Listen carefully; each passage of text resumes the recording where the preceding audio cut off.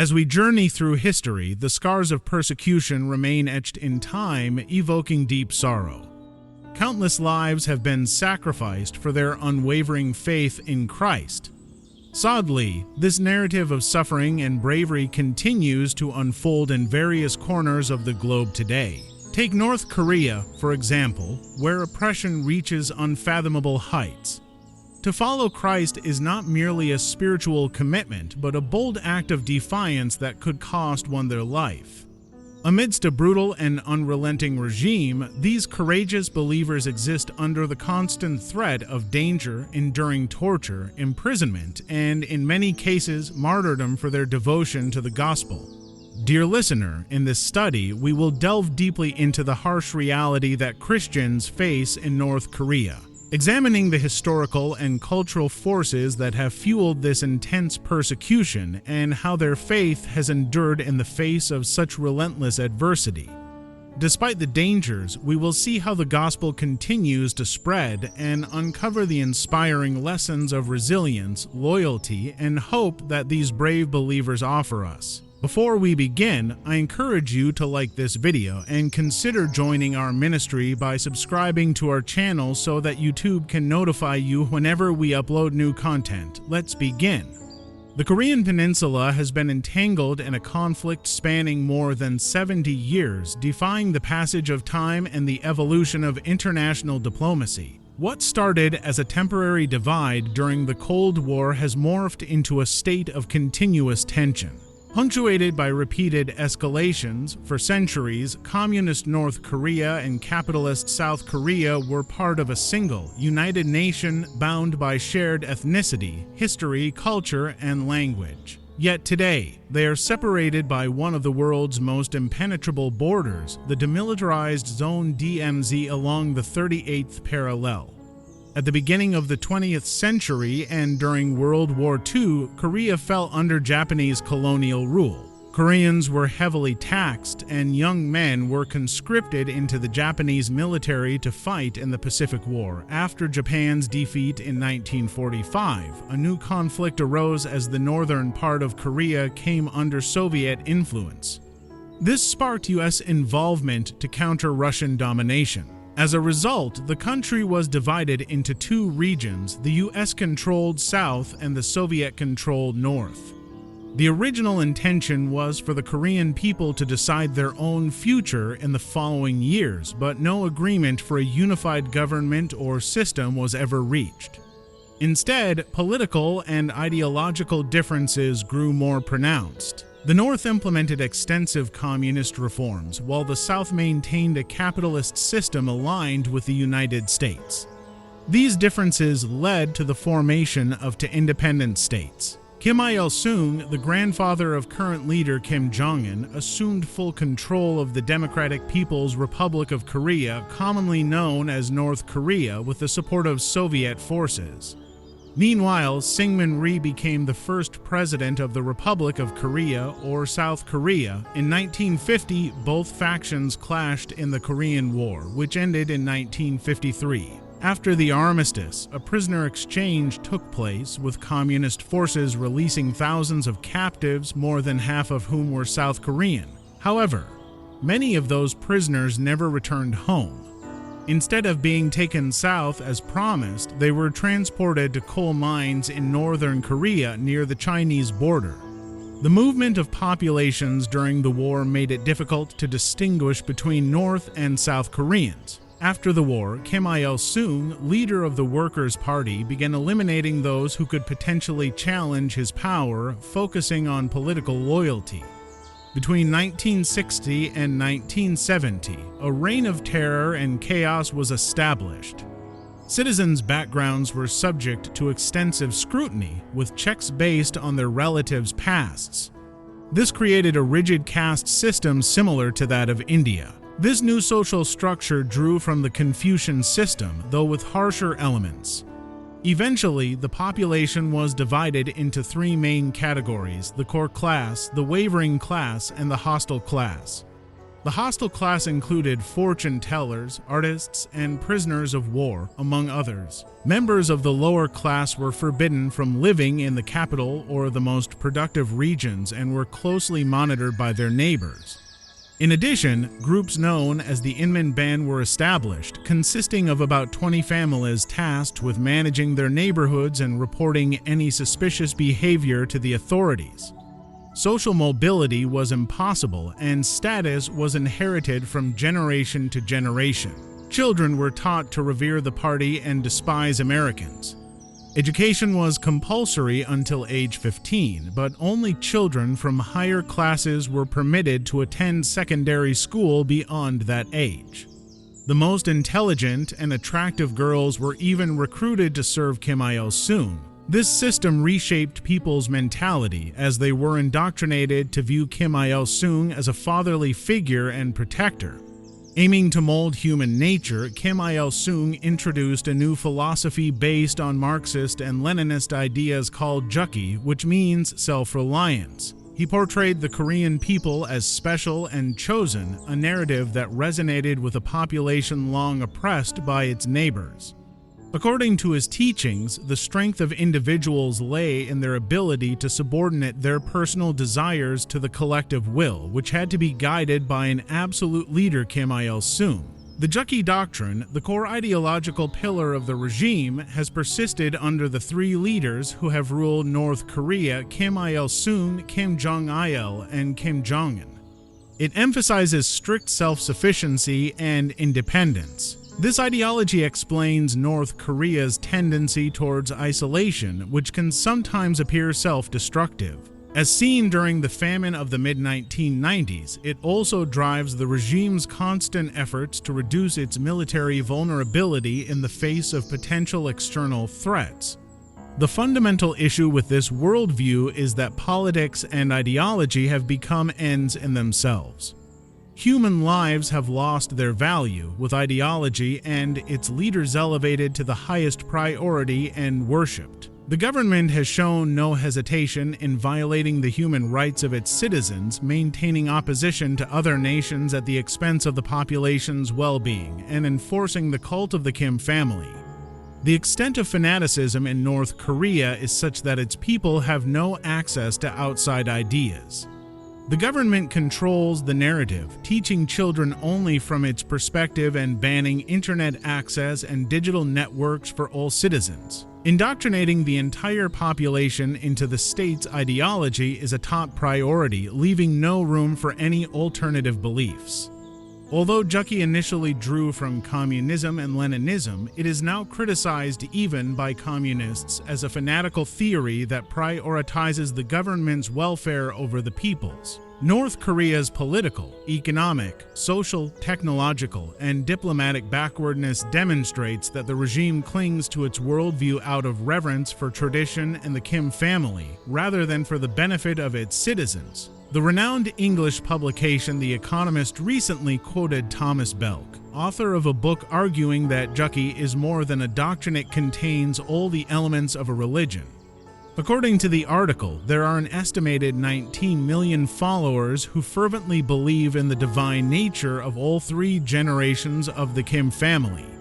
The reverence, associated practices, and the deep conviction of millions suggest that Jukki functions as a cult. The North Korean state venerates the Kim family, especially Kim Il-sung, the so-called eternal president of the republic, who led the nation for nearly 50 years from its inception to the end of the 20th century. His son, Kim Jong-il, known as the hero of the republic and beloved leader, is also worshipped for his role in shaping the party. Today, Kim Jong-un, a direct descendant and the current supreme leader, ensures that the country continues to pay homage to him and his predecessors. To better understand the situation, we need to address some key questions. What religions were historically practiced in Korea? How was Christianity introduced to the peninsula, and what events have led to the current plight of Christians there? North Korea's religious history stretches back to ancient times with the presence of traditional religious practices. In the 4th century, Buddhism was introduced to Korea from China. By the year 1000, Confucianism, also of Chinese origin, began to gain prominence in the region. From then on, urban areas were largely shaped by Confucianism, while Buddhism remained more influential in rural communities, defining the religious landscape of Korean culture. However, towards the end of the 18th century, and particularly during the 19th century, Christianity began to make its mark in Korea. Revival movements, modern medicine, education, and the independence movement all played significant roles in drawing the nation toward Christianity. Medicine, in particular, became a crucial gateway for the introduction of the faith. In 1884, Horace Allen, a medical missionary from the United States, arrived in Korea and providentially healed the Queen's brother. Due to the missionaries' charitable work, they were welcomed and gained favor in the country, greatly accelerating the spread of Christianity.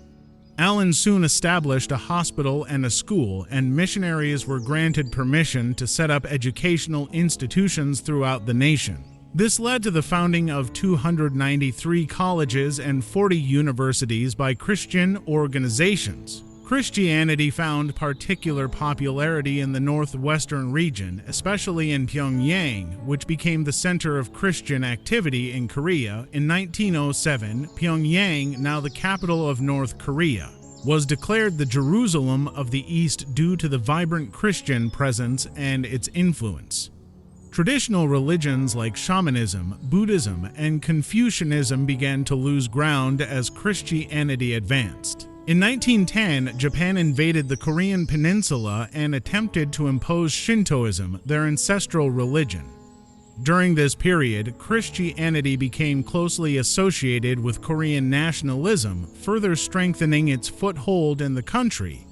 Notably, before 1945, Christianity had spread predominantly in the northern part of the Korean peninsula in what is now North Korea. After World War II in 1945, the Korean peninsula was divided into two regions controlled by the Soviet Union and the United States. Despite multiple efforts to reunify, by 1948 the Republic of South Korea was officially established by the Americans.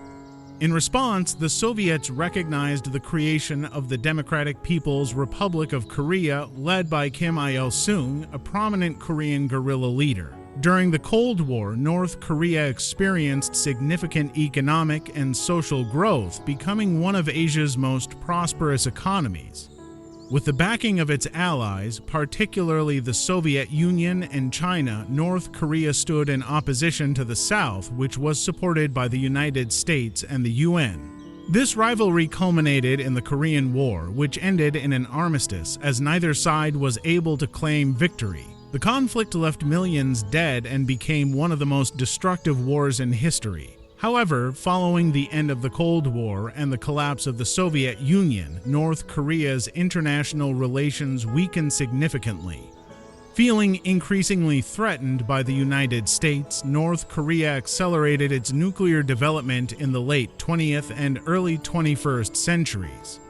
This development led to international sanctions, isolating the nation from global trade and hindering its progress on the world stage. Driven by Juche ideology, North Korea pursued self-reliance after the Cold War, directing much of its trade towards China and Russia.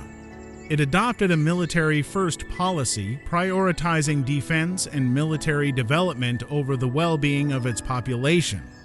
North Korea's aim has been to build a military capable of defending against any foreign threat, particularly from the United States, while maintaining a self-sustaining economy. Due to North Korea's fragile economy, not only Christians but nearly all citizens live in conditions of poverty and vulnerability, with the exception of the government elite.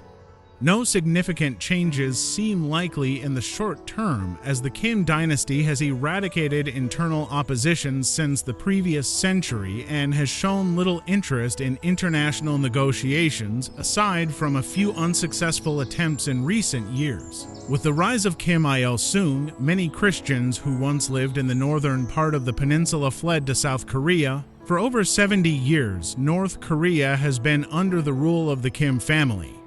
Kim Il-sung governed from 1948 to 1994, followed by his son Kim Jong-il from 1994 to 2011, and since 2011, Kim Jong-un has continued the family's control.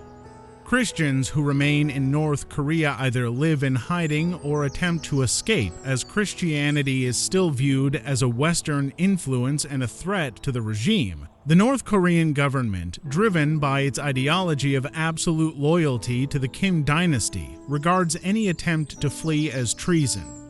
For Christians, the only real option is to attempt to escape across the Chinese border, as the border with South Korea is heavily militarized and one of the most fortified zones in the world. Alternatively, they must practice their faith in extreme secrecy, making it difficult to accurately estimate how many Christians still reside in North Korea. However, Open Doors estimates that there are around 400,000 Christians, representing approximately 1.5% of the population. Of these, between 50,000 and 70,000 are imprisoned in labor camps and prisons under deplorable conditions. The regime's brutal treatment of Christians stems from its belief that they pose a serious threat to the country's leadership and social order. The law against reactionary thought, passed in December 2020, explicitly classifies being a Christian or owning a Bible as a serious crime, punishable by severe measures. Christians in North Korea face extreme persecution for their faith, arguably more than anywhere else in the world. Those who choose to follow Christ in North Korea do so at immense personal risk. If authorities discover someone's faith, they risk being sent to a political prison for defying the state's values. These prisons are filled with individuals whose political or religious beliefs are seen as potential threats to the regime. But what really happens inside these political prisons? Inmates endure forced labor similar to the harsh conditions Jewish prisoners faced in Nazi concentration camps. Living in North Korea already means grappling with severe shortages of food, medicine, and basic necessities, forcing citizens to work relentlessly just to feed their families. However, conditions inside the prisons are even more dire. Prisoners are forced to work day and night, their rights are completely stripped away, and their health rapidly declines. Survivors who have managed to serve their sentences describe each day in these prisons as an unending nightmare. However, the most extreme suffering is reserved for Christians or those accused of conspiracy. They are sent to Gwangliseo, notorious concentration camps where prisoners are condemned to lifelong forced labor, enduring torture and inhumane treatment. In North Korea, no Christian faces the dangers of their faith alone. When one person is imprisoned, there is a grave risk that their entire family will also be arrested. Those sent to Gwangliseo often witness their families subjected to torture for life with no hope of release.